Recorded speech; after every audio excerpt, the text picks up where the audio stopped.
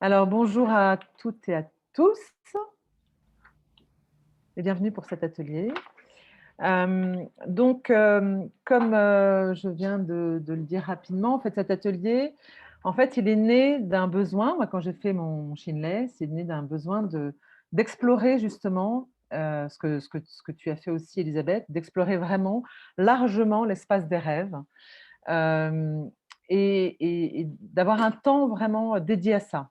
Hein, pour s'autoriser à rêver, pour sortir du réel et du concret finalement, pour pouvoir aller, largement explorer ses désirs et ses rêves. Hem, Sachant que je vais me présenter rapidement. Du coup, c'est la deuxième slide, voilà. Alors je fais partie du réseau Shinley, je suis donc coach, je suis formatrice et facilitatrice et déclencheur, créatrice ou semeuse d'étincelles. En tout cas, mon enjeu, c'est d'aider les individus à grandir et les organisations à se transformer. Et je passe par la créativité, le coaching et les neurosciences.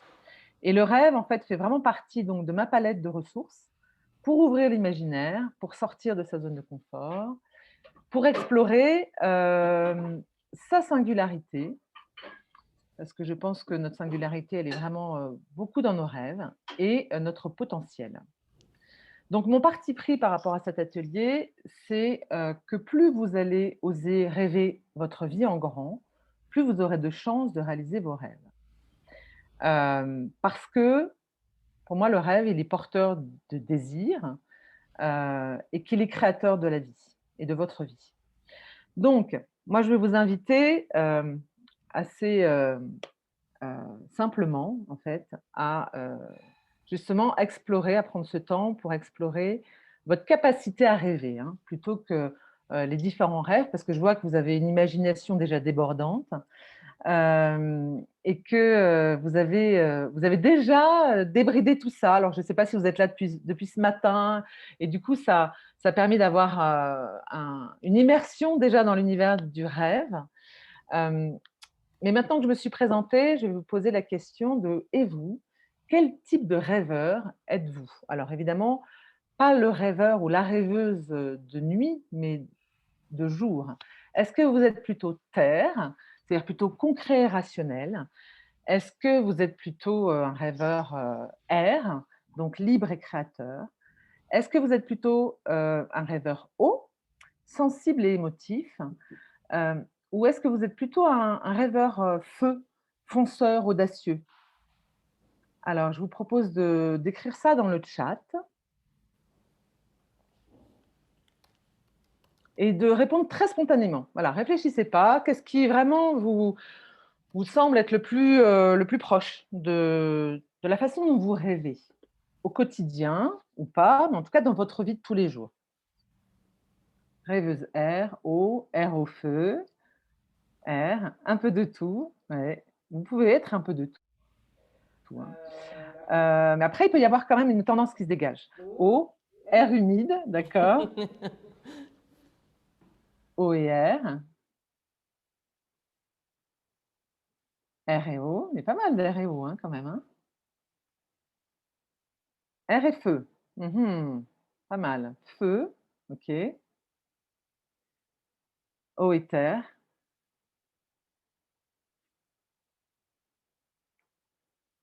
OK. Tout le monde s'est exprimé, je suppose. Donc là, on a quand même pas mal d'air, je vois. Terre, il y en a un peu moins, hein, mais c'est pas étonnant parce qu'avec ce que j'ai entendu juste avant, je suis pas étonnée que vous soyez quand même beaucoup dans l'air, hein. L'air, il y a du feu, il y a de l'eau, mais surtout air et eau, hein. OK, super. Très bien. Alors, je vous propose de noter maintenant sur un papier un ou 2 rêves que vous avez là, qui peut-être un de ceux que vous avez déjà exprimés juste avant, et je vous propose de les garder pour l'instant pour vous. Voilà, ne les partagez pas, heu, notez-les, le ou les, selon si vous en avez un ou 2, et on en reparlera un petit peu plus tard. Alors, on va continuer, si c'est bon pour tout le monde. Et là maintenant, Pour justement vous autoriser à rêver, j'aimerais savoir, alors on va pas pouvoir le noter là, mais on va pouvoir récupérer le chat, hein, tout ce qui est écrit dans le chat, Elisabeth. On va le garder ça. Ah, Elisabeth. Oui, on va récupérer. C'est bon? OK, très bien. Donc je vous propose d'écrire dans le chat, qu'est-ce qui vous permet de rêver aujourd'hui? Quels sont les leviers qui vous aident à rêver?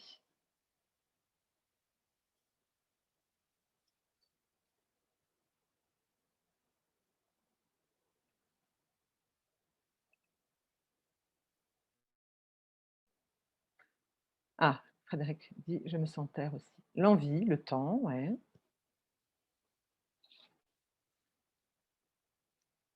Être passé par un burn-out, la méditation, le sport au long cours, marche, vélo, nage, l'envie que demain soit meilleur, prendre le temps pour, ouais. Le plaisir, l'ouverture, les lieux, le calme, la nature, le mouvement, la musique, oui, les rencontres, la danse, se remettre en cause, optimiser le temps qui reste, ouais. De le décider quand ce n'est pas automatique, tout à fait. Les transports, ouais, la nature, le sport. OK. Donc il y a beaucoup de choses qui tournent autour de, hem, alors, je reviens. Autour de la nature, du mouvement, des rencontres, l'ouverture, le lieu, le calme, la nature, le plaisir. Il y a à la fois des choses qui sont finalement extérieures à nous, hein, dans ce que je lis, et des choses qui sont plus intérieures, hein. Des décisions à prendre sur, quel temps je vais y consacrer, puisque le temps, c'est aussi un enjeu fort, hein. L'envie, ouais, ce qu'on a vécu aussi, être passé par un burn-out. OK, donc on voit bien qu'il y a des éléments à la fois extérieurs et intérieurs qui peuvent stimuler. Objectif 80 de plaisir. OK. C'est de fixer un objectif en fait, c'est ça que vous voulez dire, Axel? Vous pouvez parler, hein? En fait, c'est ce que je dis aussi aux jeunes que j'aide en orientation, c'est que dans le travail, dans la vie, il faut viser 80 de plaisir. Si on n'y est pas, Ouais, il ne ouais. faut pas culpabiliser, mais il faut changer quelque chose. Mmh. C'est ambitieux, hein? C'est bien. Vous êtes feu, vous, un peu, non? Oui, j'ai dit Oui, feu tout à oui, c'est l'heure. ça. OK, ça correspond bien. Très bien. Alors, ce que je vous propose, maintenant qu'on a vu donc un petit peu les leviers, hein, qui nous aident à rêver, et puis après c'est assez personnel, hein. Il peut y avoir des leviers qui marchent pour certains, qui ne marchent pas pour d'autres. On va voir la slide suivante. Du coup, qu'est-ce qui, vous empêche de rêver? Quels sont les freins, en fait? Qui ne sont pas forcément le négatif, hein, des leviers. Ça peut être vraiment, des freins, différents, hein, enfin qui ne sont pas le contraire, hein, des leviers. Qu'est-ce que voilà, qu'est-ce qui peut vous empêcher de rêver? Donc la contrariété, la disponibilité, le manque de confiance, ouais, tout à fait, ouais. Le stress, le «qu'en dira-t-on?» ouais, ouais, la peur. La peur de quoi d'ailleurs? Je suis d'accord avec, Marianne. La peur, oui, Oui? ça empêche, oui. Et quel type de peur alors? Parce qu'il y en a beaucoup des peurs. Heu, La peur de oui. ne pas réaliser ses rêves, oui. Pardon, Frédéric, Non, vas-y. non, mais justement, je voulais laisser Marianne, voilà, se Ça, se tromper de tromper, ouais. La peur d'être ridicule aussi, je pense qu'il y a beaucoup ça. C'est lié, hein, la peur de se tromper. qu'est-ce que tu veux Heu, dire la vie, Élisabeth? la vie qui t'en empêche, Ah c'est ça? oui, ah Les oui. contraintes de la vie qui passe vite. Mmh. Oui, la vie, quotidienne en fait, Mmh. le Ouais, la les routine. habitudes, la routine, c'est ça, la routine. Mmh, OK. Les charges familiales, les conventions. Alors j'en ai manqué un petit peu plus haut, je vais les reprendre. Mm. Les événements difficiles autour de soi, oui. Oui, tout à fait. Les conventions, le risque, le manque d'argent, l'insécurité. Ouais. Ouais. J'aime bien l'idée de futilité du rêve. C'est juste un peu l'essentiel, mais dans la tête des gens, ça peut avoir l'air futile. Oui, oui, oui, tout à fait. Le côté enfantin aussi, hein, qui peut être relié à ça. Oui, les doux rêveurs. Oui. Le piège du quotidien, c'est ça. Oui. Justement, comme elle passe vite, il ne faut pas attendre. Exactement. Le manque de solitude, oui. Mm. Oui. Oui, ça peut être un frein, tout à fait.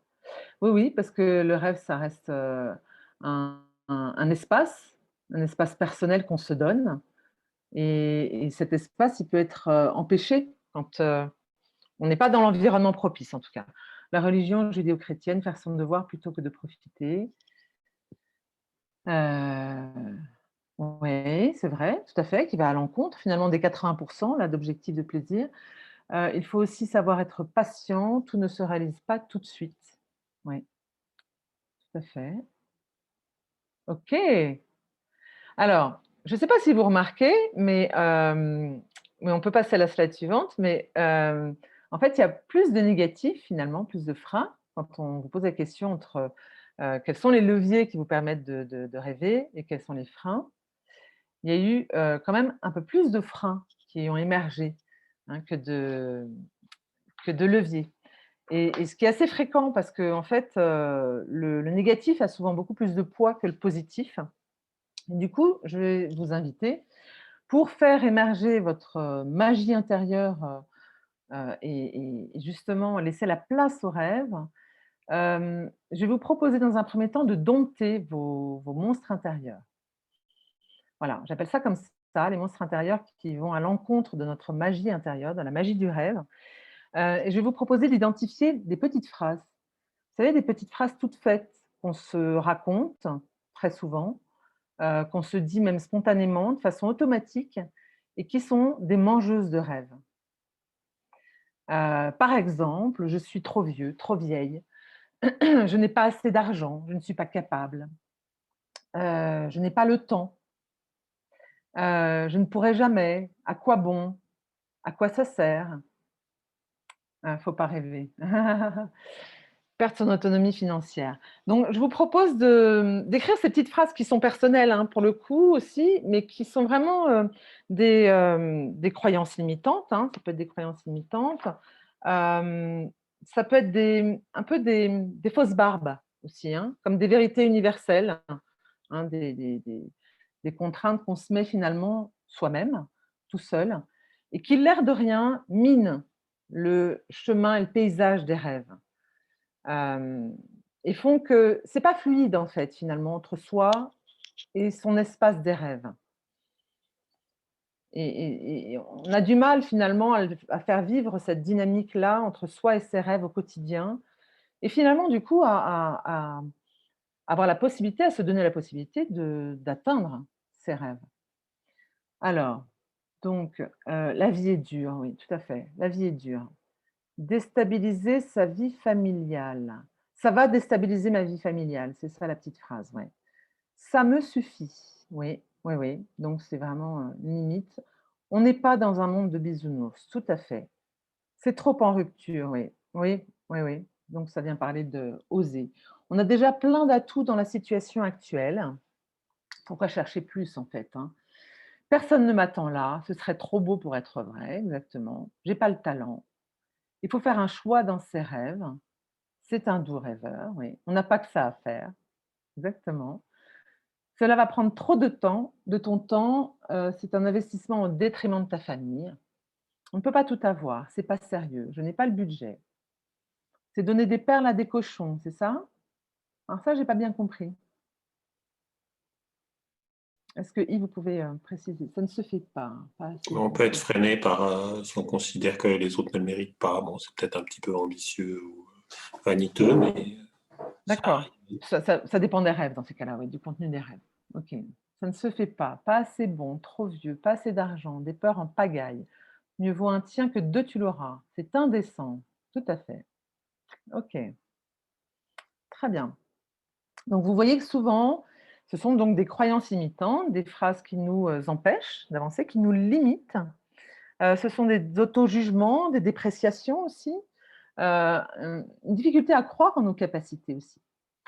Donc, ce que je vais vous proposer, c'est de dompter donc ces monstres intérieurs et je vous propose une stratégie que vous pourrez faire et développer après l'atelier, qui d'abord commence par accueillir, accepter en fait, adopter ces monstres intérieurs. C'est la première étape. Ils sont là et l'idée, c'est pas de les rejeter, c'est pas de les mettre sous le tapis, parce que c'est pas comme ça que vous arriverez finalement à en faire quelque chose de positif. Vous risquez de les renforcer, à vous battre contre vos monstres. Donc vraiment, la première étape, c'est d'accueillir, d'adopter vos petits monstres intérieurs, parce qu'on en a tous, et que quelquefois, c'est aussi ça qui nous a permis d'être là où on en est aujourd'hui. Il n'y a pas que du négatif dans nos petits monstres. Ensuite, je vous propose de ces monstres intérieurs, de les transformer et de reformuler finalement positivement ces phrases qui sont tueuses de rêve. Comment vous pourriez reformuler autrement ces phrases pour pouvoir en faire une énergie plus positive? Dans la troisième étape, en fait, ça vient après forcément, hein, après l'étape de reformulation. Alors vous pouvez peut-être y réfléchir déjà à cette reformulation pendant que je vous parle. Mais ensuite, c'est finalement de les oublier, c'est d'inhiber ces réflexes automatiques, hein, parce que c'est tellement ancré que ce sont des réflexes automatiques et que petit à petit, il va falloir les remplacer par ces phrases justement plus positives qui vont prendre le dessus et qui vont nous permettre de désapprendre en fait ces phrases qui nous limitent et qui nous freinent. Ça va nous permettre aussi de muscler, de décider de muscler votre audace. Parce que finalement, pour pouvoir faire ça, c'est un vrai effort, hein, c'est une décision à prendre qui va dans le sens de muscler votre audace, d'aller beaucoup plus loin et de vous donner la liberté et la possibilité de vous ouvrir à cet espace intérieur qui est propice en fait à l'élaboration des rêves et à la vie rêvée finalement qu'on a tous envie d'avoir. Et donc ça va au final vous permettre d'oser et de vous autoriser à rêver et à croire en vos rêves. Est-ce que certains ou certaines d'entre vous veulent partager peut-être une phrase que vous avez changée? Tu es un doux rêveur, je suis irrésistiblement optimiste. Tout à fait.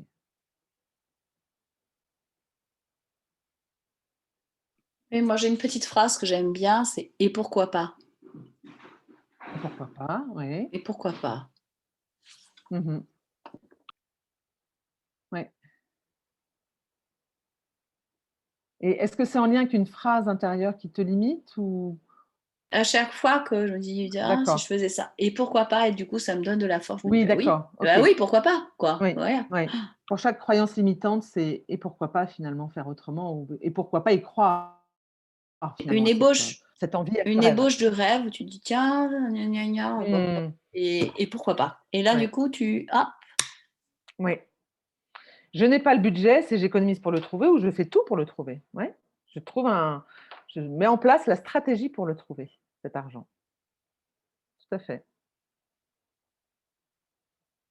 Peur, évaluer les vrais risques, problème d'ego en général. Alors, qu'est-ce que vous voulez dire par là, Philippe? Peur et évaluer les vrais risques. Est-ce que c'est une façon positive de reformuler une phrase négative? Faut que je Non, non, non, c'est en fait les peurs, c'est une généralité. Il y a beaucoup de peurs. D'accord. Et c'est de dire, bah, en fait, Ah OK, chaque, de rationaliser en fait l'approche. en fait, C'est les risques, oui, c'est des risques d'ego, c'est tout. oui.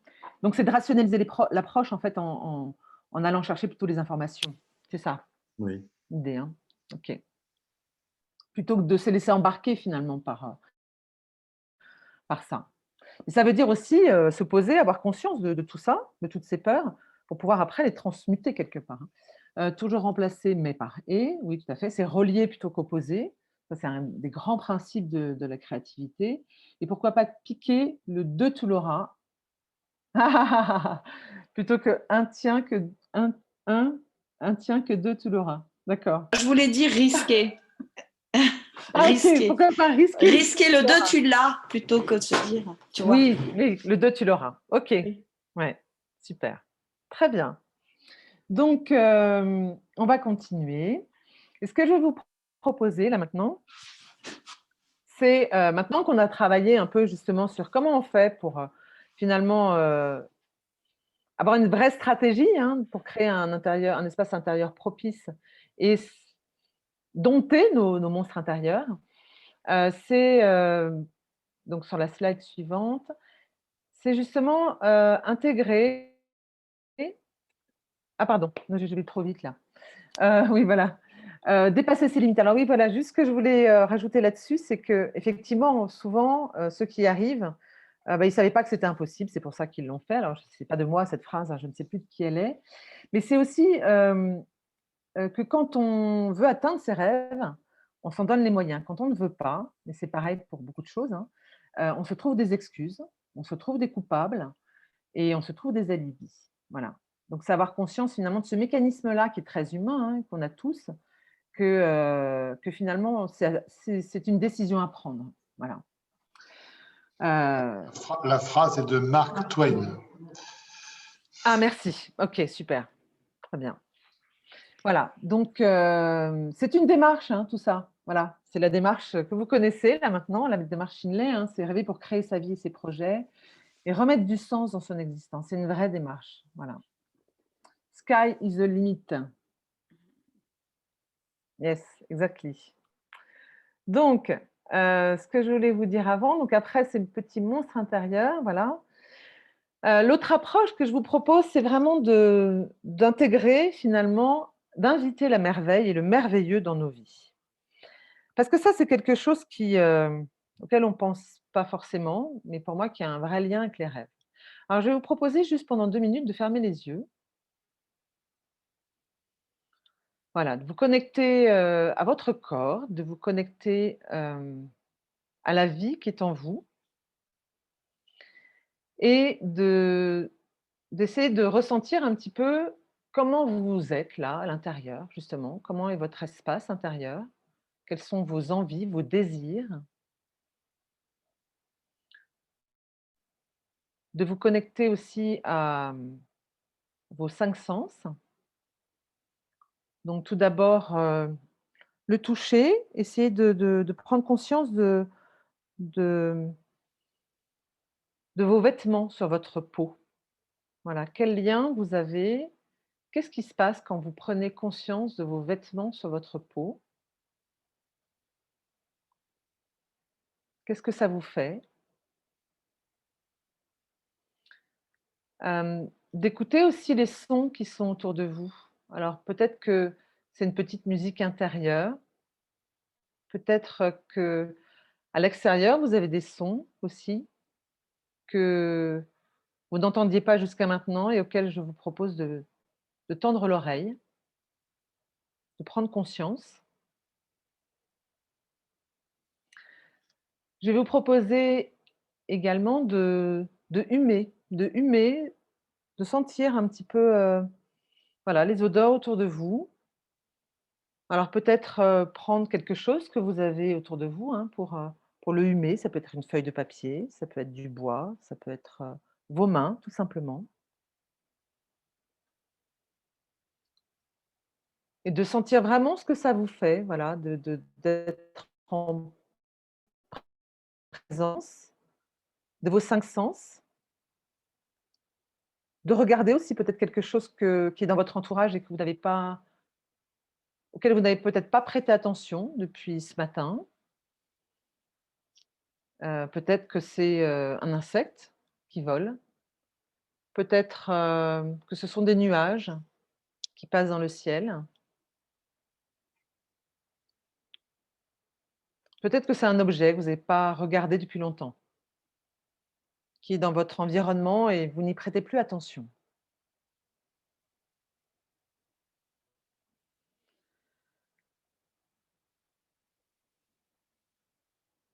Et puis je vais vous proposer d'ouvrir justement votre cœur, d'accueillir sa sensibilité, d'accueillir, vos ressentis.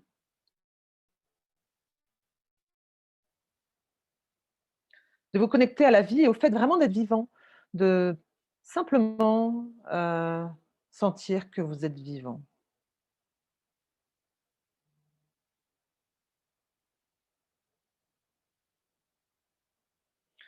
Et peut-être d'écouter votre petite voix intérieure. Qu'est-ce qu'elle vous dit? De quoi elle parle là? Et est-ce que elle vous invite à autre chose? Est-ce que vous cette petite, exploration de vous, sous l'angle des 5 sens, est-ce que ça vous permet d'ouvrir votre espace intérieur? Est-ce que vous lui donnez un peu plus de place? Et quand vous aurez la réponse, vous pourrez ouvrir les yeux et partager un petit peu ce que vous avez, connecté. Parce que s'émerveiller, c'est déjà être en présence. C'est être en présence de toutes les richesses qu'on a, de de nos 5 sens qui sont souvent oubliés et qui nous connectent en fait, à la fois à nous-mêmes et au monde.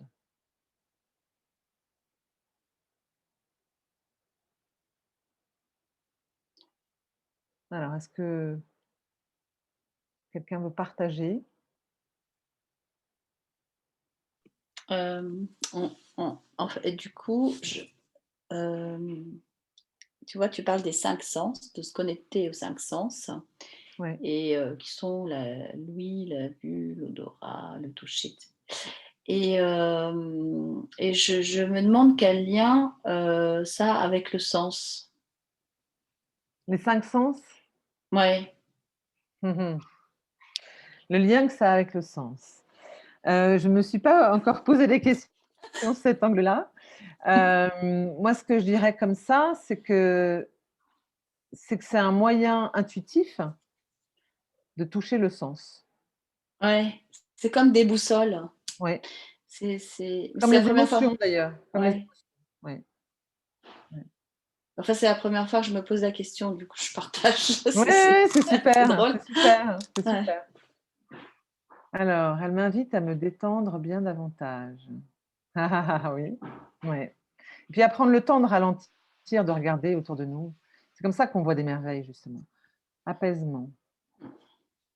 Associer le contenant et le contenu. Et puis encore une fois, c'est ouvrir notre espace intérieur à la possibilité de rêver finalement, hein. Alors, associer le contenant et le contenu, oui. C'est à la fois, tu veux, Yves, vous voulez dire l'environnement et soi, c'est ça quand vous dites ça? Je me Fait, sens exister. connaissance de soi, la perception, la résonance. Ouais, d'accord. Je me sens exister, d'accord avec Yves, une ouverture en fait. Ouais. Prendre et profiter des plaisirs de la vie, même les plus petits. Ouais. Tout à fait. Voilà. Donc vous voyez, c'est simple en fait. Il y a plein de choses toutes simples comme ça que vous pouvez faire pour vous autoriser à rêver et pour ouvrir cet espace qui permet de, de remettre de la sensibilité en fait et des sens et du sens dans nos vies parce que c'est un des ingrédients, ce sont les ingrédients finalement du rêve et du désir. Alors, je vous propose qu'on termine, presque en tout cas. Tout à l'heure, je vous ai demandé de noter un rêve ou 2 au début de cet atelier. Où est-ce que vous en êtes de vos rêves? Est-ce que vous arrivez à oser rêver peut-être en plus grand ou en grand tout simplement? Est-ce qu'il y a d'autres rêves qui peut-être vous sont venus? Est-ce que ces rêves-là du début, vous les abordez différemment? Ils sont, hem, peut-être, différents d'une manière ou d'une autre? Est-ce que vous pouvez partager en fait, là où vous en êtes par rapport à ce qu'on a fait?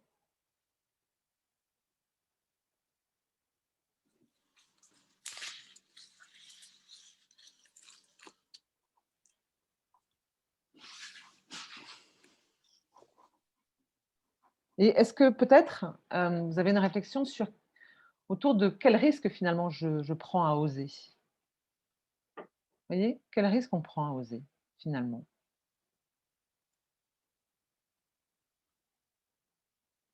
Je rêve de connexion au corps. Ouais. Au fil du temps, aux rêves absolus sont venus s'associer des rêves liés à l'identification de mes limites. Alors, ce qui peut être intéressant, Yves, dans ces cas-là, c'est d'en faire des défis créatifs, des comment faire pour. Au lieu de rester sur quelque chose qui vous freinerait, c'est comment faire pour dépasser ça, justement. Vous voyez? Et là, vous le transformez en énergie positive. Voilà, plutôt que de rester là-dessus. L'un de mes rêves me semble accessible et je n'ai pas de risque à essayer finalement. J'ose rêver aujourd'hui. Ok. Je pense sincèrement qu'oser n'est qu'opportunité à. C'est-à-dire une balance entre opportunité et risque. Oui, oui, tout à fait. Qu'est-ce qu'on perd finalement à oser? Qu'est-ce qu'on perd? C'est intéressant de se poser la question. Qu'est-ce qu'on gagne? On peut l'imaginer, mais qu'est-ce qu'on perd? Et effectivement, le cerveau, il aime gagner, il n'aime pas perdre.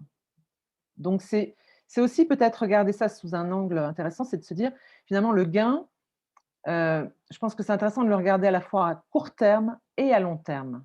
Parce qu'on est tellement dans le gain immédiat, aujourd'hui, hein, qu'on en oublie qu'il y a des gains à long terme, qui demandent parfois de faire beaucoup d'efforts et de sortir de sa zone de confort.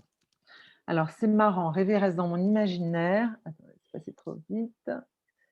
Dans un imaginaire pour moi. Je ne l'associe pas à la notion d'oser. D'accord? C'est intéressant. Alors, c'est oser s'autoriser à rêver. Donc, ça veut dire que dans ce que vous dites, vous vous autorisez à rêver. Mais c'est plutôt par contre peut-être la mise en œuvre alors qui a besoin d'être autorisée. C'est ça peut-être? Vous pouvez parler, hein, je ne sais pas votre prénom. Je sais pas, je n'étais pas là au tout début. Non, mais la notion de oser, c'est l'action. Le rêve, pour moi, c'est apaisant. Donc, je n'ai pas pu assister depuis ce matin à tous les débats, malheureusement. Est-ce que vous étiez au début de l'atelier ou pas? Non, j'ai loupé 5 minutes ou un peu plus. D'accord. Okay. Mais voilà, donc cette notion de oser. Alors après, quelqu'un a mis oser rêver, mais oser agir comment? Oui, oser rêver, bien sûr. Toujours oser rêver. Après, mais c'est s'autoriser à rêver. C'est-à-dire s'autoriser à rêver en grand et s'autoriser à rêver aussi pour pouvoir atteindre ses rêves. Vous voyez, c'est là. Hein. Parce que finalement, il y a des rêves qui... Je pense que c'est une exploration, le rêve, au départ, pour justement ouvrir la capacité et la capacité à rêver et puis les différents rêves. Parce que mon parti pris, ce que je disais au départ, c'est que plus on rêve en grand, plus on se donne l'opportunité finalement d'atteindre des rêves grands. C'était ça. Hein. Et donc, c'est oser rêver en grand aussi. C'est ça hein, l'idée qu'il y a dans oser. Est-ce que c'est plus clair pour vous? Oui, ok, merci. Sylvie, donc je me dis que le risque est de passer à côté de quelque chose si on n'ose pas. Je rêve de liberté professionnelle, d'être maître de mes talents et de ne pas dépendre de petits chefs. Oser rêver, mais oser agir comment? Ben, ça, c'est la suite. Hein. La visualisation de la réussite aide aussi à réussir plutôt que les craintes. Tout à fait, bien sûr, bien sûr. Parler en positif, je vais réussir et que mettre en place plutôt que j'ai peur. Je ne vais pas y arriver, une méthode un peu une méthode couée, mais efficace. Oui, pour autant, il y a souvent un curseur, c'est-à-dire on a toujours des rêves qu'on veut réaliser, et puis on se rend compte que quand on veut les mettre en place, quelquefois, il y a des choses qui, automatiquement, c'est inconscient, hein, nous en empêchent. C'est un peu ça, hein, l'idée. Donc, c'est aussi voir les deux pendants pour de plus en plus muscler la partie positive. Mais toujours avoir conscience que c'est comme un élastique hein, dans le cerveau ou dans le corps ou dans nos mécanismes psychiques qui nous ramènent quelquefois hein, à des automatismes qui font qu'on n'y arrive pas hein, quand même. Hein. Parler en positif, je vais réussir et mettre en place, voilà, j'ai déjà lu, s'apercevoir qu'on peut grandir avec les autres. Oui, tout à fait. Pierre, tu veux peut-être ajouter quelque chose par rapport à ça? Oui, bah non, simplement, là, c'est intéressant de voir toute cette expression, hein, c'est absolument Ouais. splendide. Donc, c'est ça qui est enfin, je veux dire, le thème qu'on traite là, le fait Mm. de voir surgir toutes ces idées, ça donne de la puissance, quoi. Enfin, moi, en Ouais. tout cas, ça me rend de, je sais pas pour les autres, mais pour moi, Ouais. oui. Ouais. Oui, ça ouvre l'espace, moi, je trouve. Ouais. Très bien. Alors, la dernière slide. Voilà, juste pour conclure, une phrase que je trouve très belle, de Martha Graham, qui est danseuse, qui a beaucoup innové et qui a finalement été fondatrice de la danse contemporaine. Elle dit: il y a une vitalité, une force de vie, un élan vital qui se traduit à travers vous sous forme, alors je ne sais pas, c'est décalé, je ne sais pas pourquoi, sous forme d'action. Puisqu'il n'y a pas d'autre vous dans toute l'éternité, cette expression est unique. Si vous la bloquez, elle n'existera jamais sous quelque forme d'expression que ce soit et elle sera perdue. Le monde ne l'aura pas. Ce n'est pas à vous d'en déterminer la valeur ni de la comparer à d'autres expressions. C'est à vous de conserver le canal ouvert. Voilà. Je trouve que c'est une très belle conclusion de ce qu'on vient de faire, de garder les perceptions, le canal qui vous connecte à vous-même et à votre pays peut-être des rêves, à votre pays onirique, de le garder ouvert. Voilà. Donc, voilà, donc vous l'avez compris, ça c'est toute une exploration en fait qui se fait en amont, que moi je fais en tout cas de différentes façons, parce que là on est à distance, mais en présentiel, c'est beaucoup avec des outils créatifs, des dessins, la pâte à modeler, plein de choses. Et en fait, j'aime intégrer dans le parcours Shinley, justement, des phases d'ouverture, d'exploration, qui viennent justement permettre d'intégrer finalement des processus créatifs où on fait ce mouvement que j'aime beaucoup, moi, de divergence et de convergence avec l'outil Shinley. Voilà, donc merci à vous. Si vous avez des retours, n'hésitez pas. Moi, je suis basée à Bordeaux, comme certains d'autres des personnes qui sont dans la belle communauté Shinley, des déclencheurs d'étincelles. Et je suis en tout cas ravie d'avoir partagé ce moment avec vous.